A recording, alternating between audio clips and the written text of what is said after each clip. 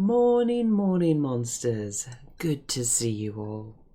So, today we are going to talk about something I am rather passionate about, or encoding. The reason dwarves are cool. Or rather, I was wondering if I should call this the difference between encoding language and constructed language.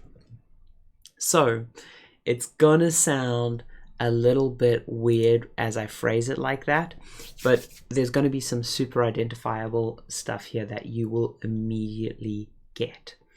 So the first thing, this is probably the first encoding that we as kids kind of come across, or at least it was one of the first I came across. This is from Tolkien, and this is the dwarfish rune alphabet. So it's a simple substitution encoding where instead of writing the letter A, you write the little symbol. And now these runes also are practical because it's the difference between if you're writing smooth writing or you're actually carving it out on stone. So all of these are very carvable, chiselable kind of things. And the other thing I think runes never get enough credit for is most times we see runes in printed media and they're not as cool. Like if you've ever taken a chisel to Word or if you've ever used other medium, you'll see that runes are kind of cool. But I think the place that this leads a lot of people, or at least it leads a lot of kids, and it led me, is into inventing my own alphabet, inventing my own letter system. I had whole pages of notebooks filled with my own runic alphabet, and when I did role-playing games I'd come up with my own alphabets for weird things, and I thought I was constructing languages, but what I was actually doing was encoding language, because language is this whole thing of idioms and phrases and a dictionary and concepts. Like sometime I want to talk about why early numerical concepts were all over the place. It's something I'm super fascinated in. But encoding, quite simply put, or coding rather I should say, coding is the act of taking a thing and assigning a code to it.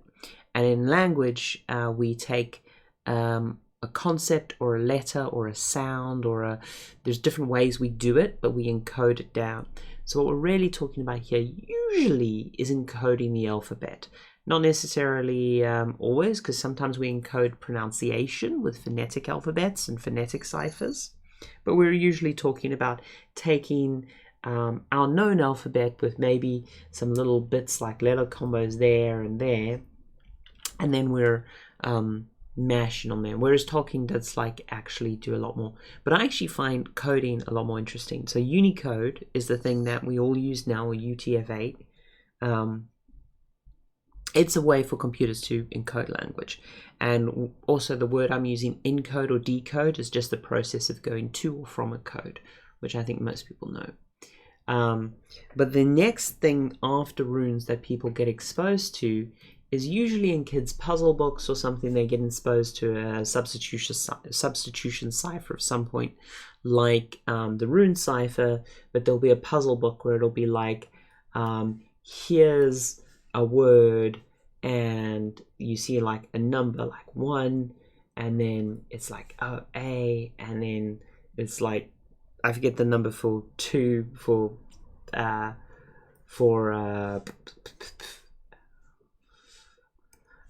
forget the numbers for these things, but I'm just going to do like that. But then through various clues you go, well, if that's 1, then that's an A, and then you go, oh, alpha, and then from working out, and then you fill out the rest of the puzzle. And that's a common kids puzzle. It's a common puzzle in escape rooms, things like that. Substitution cipher like that is very, very, very typical. And the most secure way without a computer you can actually encode messages is actually using a disposable substitution cipher, often called one-page cipher or a disposable page. There's another phrase for it that's burning in the back of my head that I'm forgetting. But this is like where you have a pad of randomly generated letters and you're using that as a substitution. It's one of the simplest ones to implement, but it's actually extremely secure, even in the modern day and age of NSA and things like that. And the biggest problem is you actually have to come up with your method of replacing letters. Now, I'm not going to go into cryptology and frequency analysis and all that. I just want to talk about the cool thing about encoding and the way, like, as kids, we would often play around with a bunch of these different sort of substitution ciphers. So as I say, runic alphabets or substitution ciphers like that were super common. The next thing that we usually get exposed to is some form of decoder ring. It may be an actual ring, it may be like a dial, where there's letters on the inside and letters on the outside, and you have to dial it in. This is just a slightly more complex system, but we have a different word for it because there's often a bit of math involved, and probably the most common algorithm you'll all be familiar with is ROT13, and this is very simply put, you are transposing the letters. So if A by default is 1 because it's the first letter in the alphabet, you're moving things along in different ways. One-page cipher is not uncrackable. That is a myth. One-page cipher used on a very, very short message in very specific ways is uncrackable, but there are ways of attacking a one-page cipher, but it is extremely secure. One of the most secure things you can do.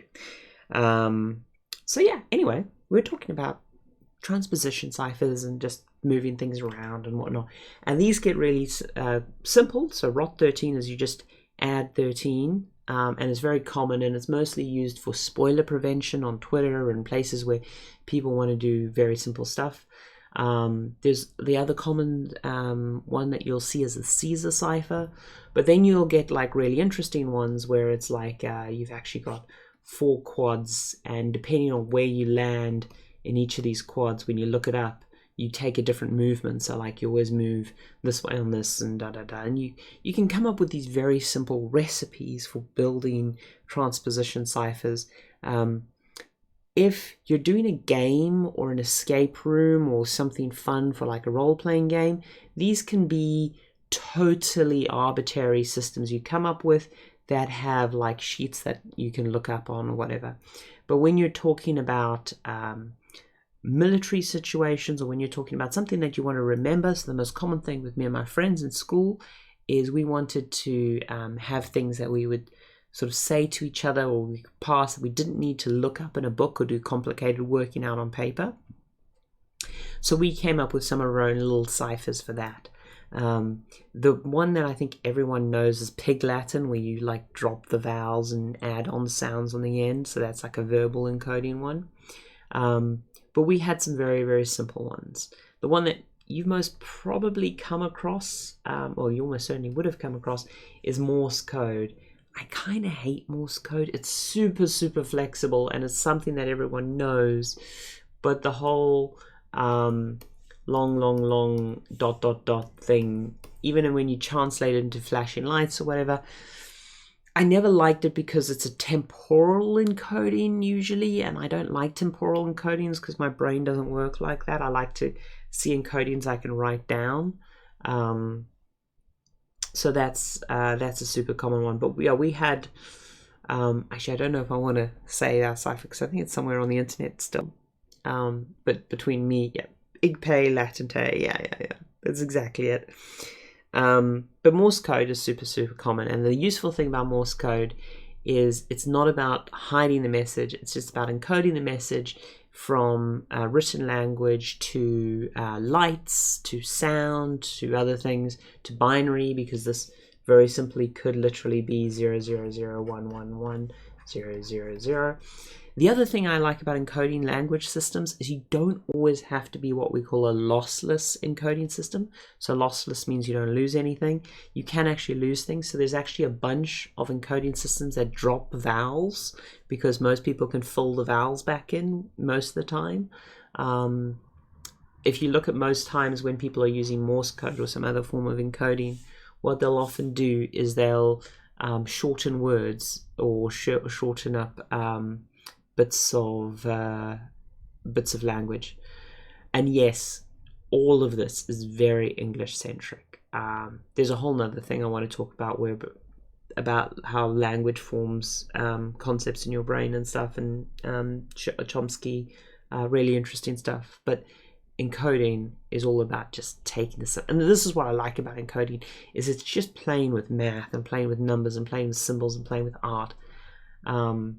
But one of my more favorite, and you will probably have seen this in some form somewhere before. There's mutated versions of this, but the Pigpen Cypher, this is called.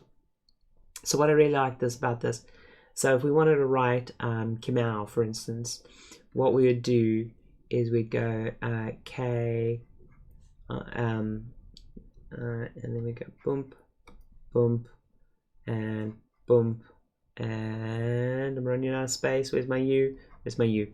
There we go. So that is a really fun, different. The Pigpen Cypher is really interesting because knowing you can very quickly write yourself a Pigpen cheat sheet. Like if you lose this reference, it's very quick to write. And unlike numeric, it comes out with this beautiful symbols, and it's quite robust to handwriting. Quite often as a kid, when I first came up with these codes, I would make some of the symbols too similar to each other. So for instance, you could write this as, oh, okay, that loses a bit of meaning, so you got to do that there, and then there, and then so, and then you can start going, oh, well, how do I do that as cursive? And this is where I would get obsessed. I'd be like, okay, so does it still scan if we do that, and then that, and then, okay, so can we do that? Well, no, that's actually we don't want to, and then that, and then that. And I do like, how can we write this back in and stuff? And you get these cool little fun ways of encoding. So I was a huge fan of the Pigpen Cypher and variants of the Pigpen Cypher. So yeah, I'm a big fan of those.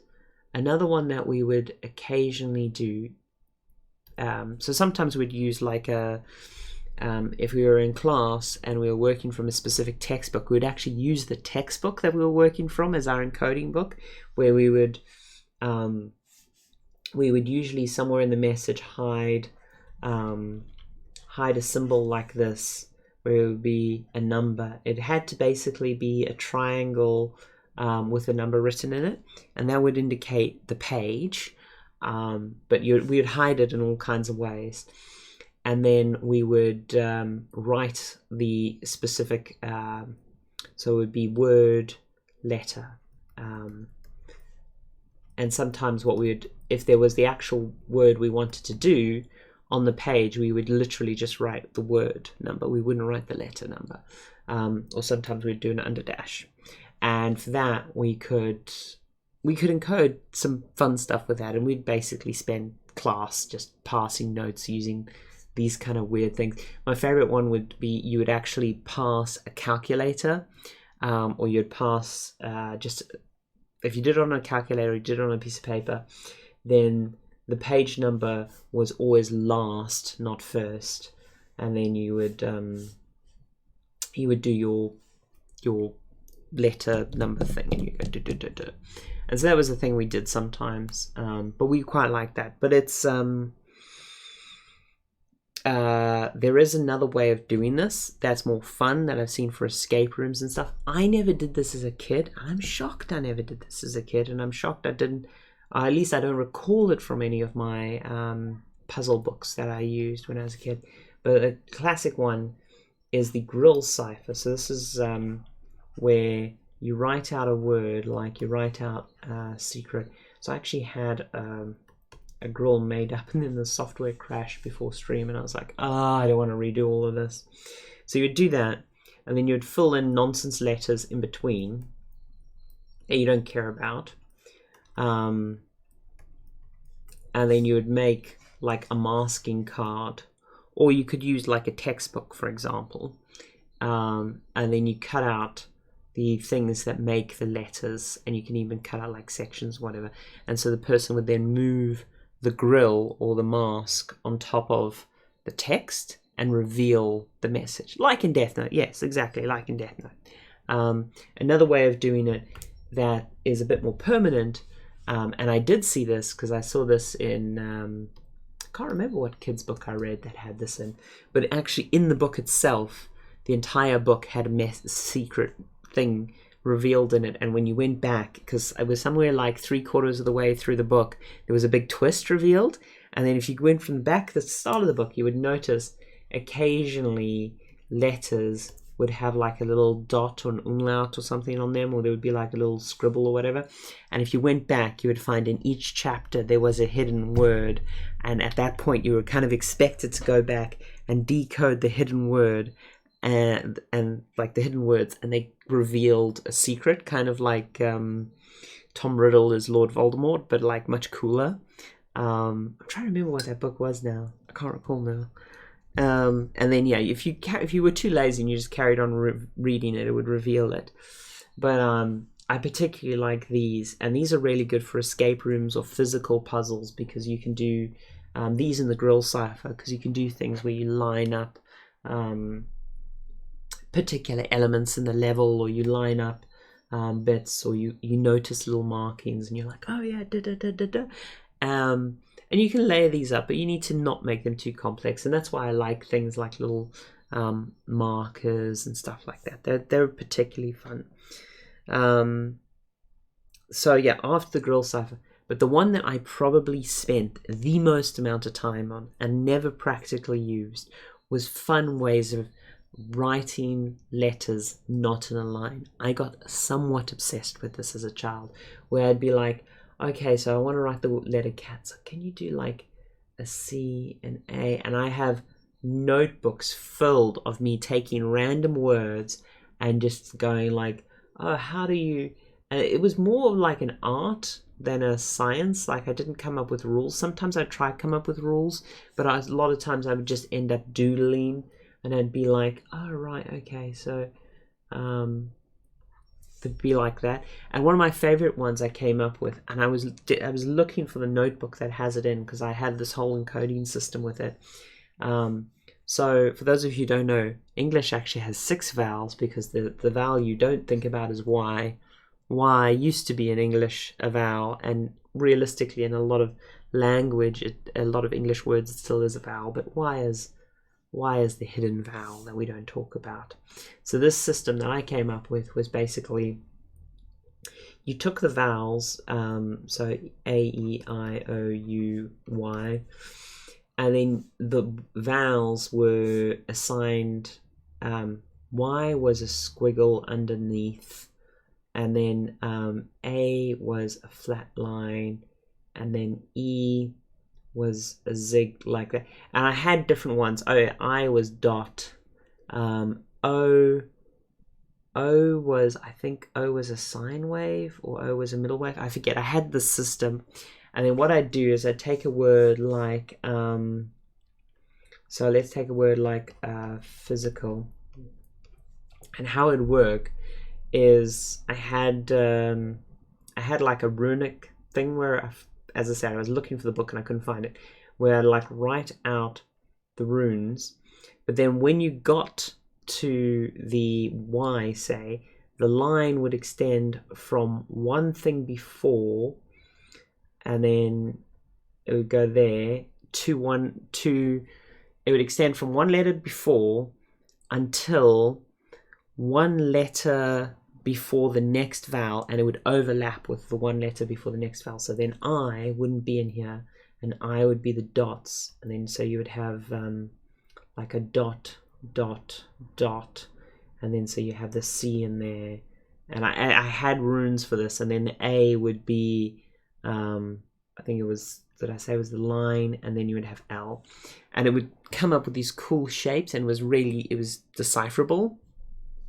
And as I said, I tweaked the actual characters and the runes to be more runic, to be more dwarvish style looking. And it for me, it made a more natural looking language. It made a thing that I was like, oh, that's really cool. And I've since learned as an adult, there's actually some cultures they used to write as a line, where they would have a line and the word would be the line, and then the line would break and stuff. And I've researched into those a bit more, and I've done some more stuff with those, and there's some fictional stuff I'm working on where I'm using a variation of this. He didn't fully, Tolkien's dwarfs runes didn't fully follow this rule system. He had some rule systems like this, like as he did actually construct languages. He didn't just do encoding. What most of us do with his dwarvish rune system, like we saw in The Hobbit, was just encode. And most of his usage is just encoding, but he did have some stuff around this, but a lot of it came later. His Elvish was a lot more complex, and was much more akin to a language. But yeah, I had this cool little runic thing. But then I think I was 20 when I was 20 when like Doctor Who was coming back, the reboot of Doctor Who. And when the reboot of Doctor Who came back, I was introduced to Gallifreyan. Now, if you want a real mindfuck, and if you want some fucking nerds, talk to Doctor Who nerds. My wife's a huge Doctor Who nerd. They are intense. Gallifreyan is and it has an encoding system for its alphabet that is just beautiful. I will not try to fully explain Gallifreyan here. Here is a cheat sheet that goes with the simple concept of Gallifreyan. But very simply put, as I say, you always start with the circle, and then there is a whole alphabet here at the bottom of how this applies. So you see how the vowels apply to the different bits, and then there's rules of what is a dot and what's a thing. And the thing I like about Gallifreyan over the other languages that I've seen like this, or the other substitutions I've seen like this, is Gallifreyan allows expressiveness. Like too many of these encoding systems, remember how I was talking about what I like about Pigpen is you can be expressive when you write Pigpen. You can be expressive when you write Gallifreyan. Much like when I write cat, or I write cat, or I write cat like that. There's different ways for me to write cat, right? In Gallifreyan, it's similar, where you pick to put your circles and stuff and your lines is up to you in Gallifreyan, which I just find adorable. I know people who can read Gallifreyan quite easily, but yeah, it is a skill, and you would have to wire your brain for it. But I could totally see that if you were in the universe, or you were a real nerd, learning to read Gallifreyan is doable. Yeah, bow ties are cool. You always do counterclockwise reading. So yeah, like this is, so you can find online Gallifreyan things where you type in a word and it generates one of these. But as I say, that's not very expressive, and it doesn't always quite get the lines right because there's some quite complex logic behind it.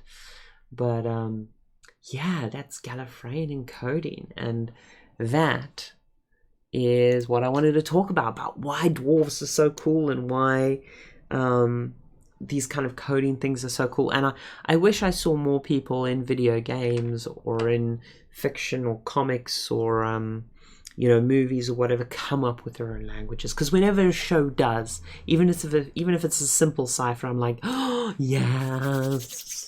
I love that stuff. I love it so much.